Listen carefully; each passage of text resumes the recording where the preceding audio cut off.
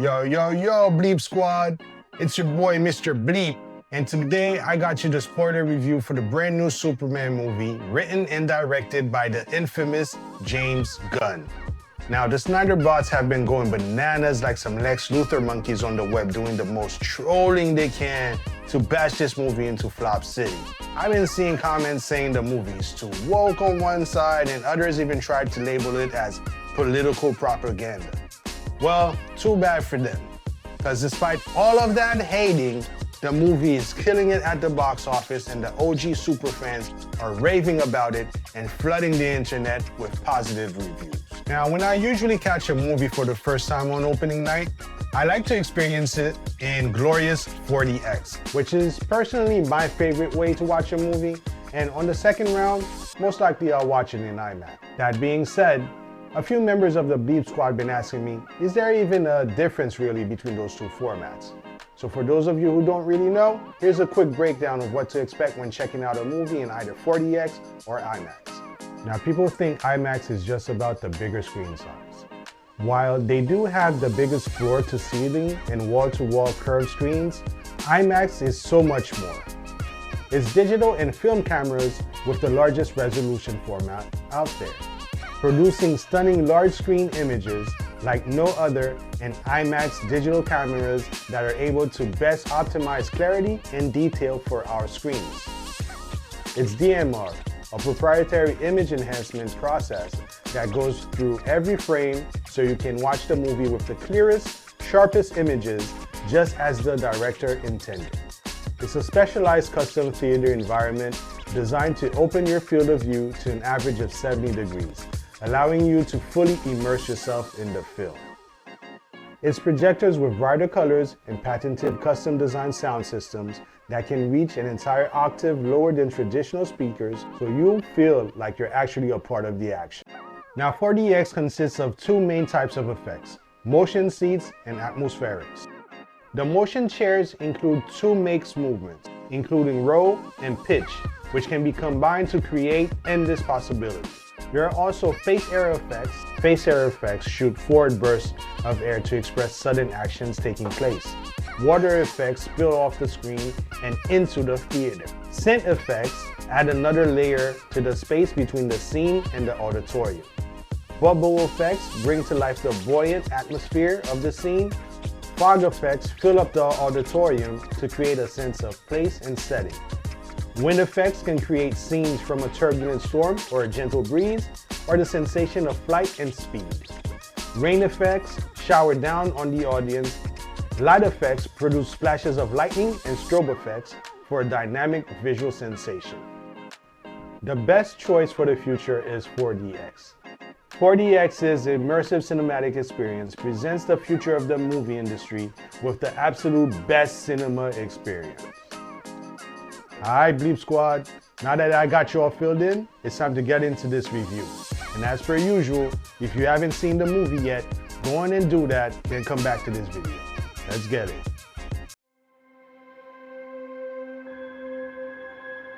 Superman.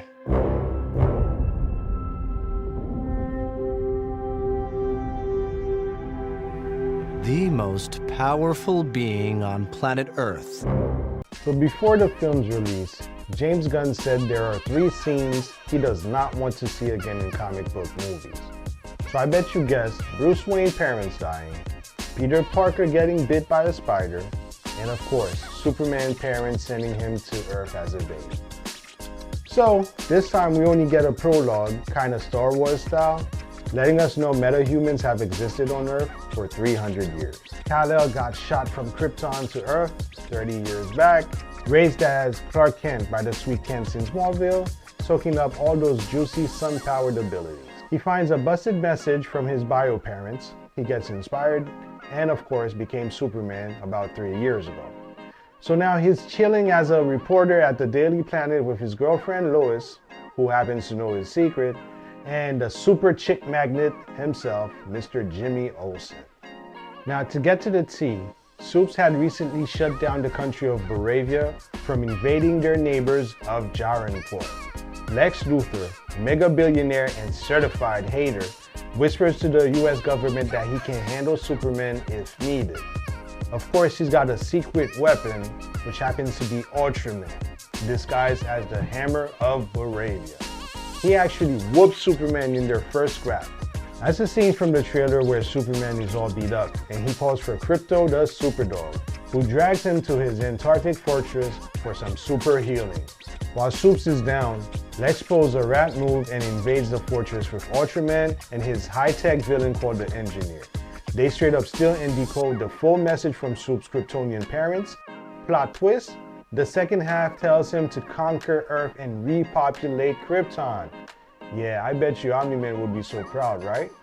So Lex broadcasts that part worldwide, public opinion flips, Supes turns himself in, and guess what? Lex Luthor gets custody. Big mistake. So Luthor traps Superman in an interdimensional prison located in a pocket universe that he created. Now, just to put it out there, this has got to be the smartest Lex Luthor that we've seen in live action. And in my personal opinion, he's also the most evil. So Superman finds himself locked up with Krypto and a meta-human named Metamorpho. Lex blackmails Metamorpho using his baby son Joey to create kryptonite out of his own body and keep Superman in a weakened state. Man, things looking grim for Big Blue. Now check this. We got Eve, a social media influencer who happens to be Lex Luthor's girl. And get this, she is also Mac Daddy Jimmy Olsen's ex-main squeeze. So she spills the tea to Jimmy, letting him know that Luthor backed the Baravian invasion for enough land to create his very own country that he names Luthoria. Wow, that's pretty original. And she gives photo proof by sending Jimmy the selfies she took all over Luthor Corp HQ. Then we cut to Luthor interrogating Superman in his cell, where he shoots an innocent man point blank in the noggin.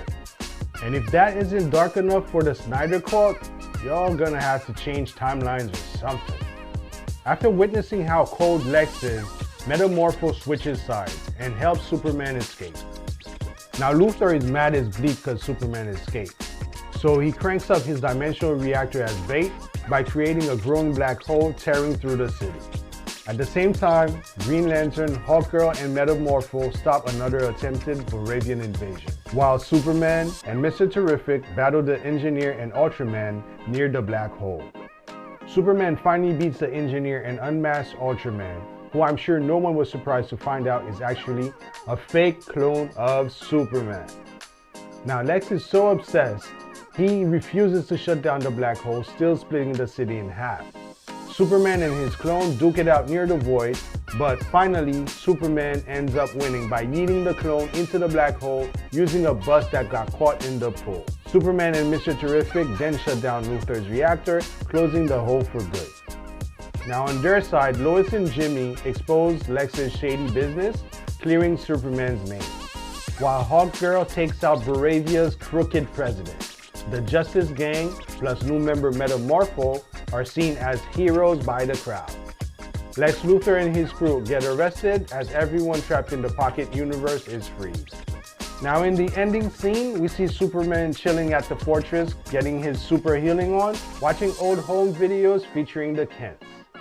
Then his cousin Kara, also known as Supergirl, finally shows up, drunk out of her wits, to pick up her dog, Krypto. Just another Tuesday for the super fam, I guess. Alright. That was my take on the brand new Superman movie. Now, I gotta keep it 100. I've been rocking with Superman since I was a youngin', and I do got the receipts to prove that. Even my pet dog is a super fan of Krypto the Superdog. Nonetheless, I shied away from giving it a perfect score and settled with a solid 4.5 stars out of 5. Even though I felt like some of the key points could have been better developed, I really appreciated the fact that the big boy in blue once again is standing for truth, justice, and the punk rock way. Alright squad, you know the drill. Time to get to your duties. Subscribe to the channel and leave us a like on this video right here. Also, do let us know in the comments what you thought about the movie and where it falls in your top favorite Superman film. It's your boy, Mr. Bleep, and I'll catch you for my next review on Wut Da Bleep.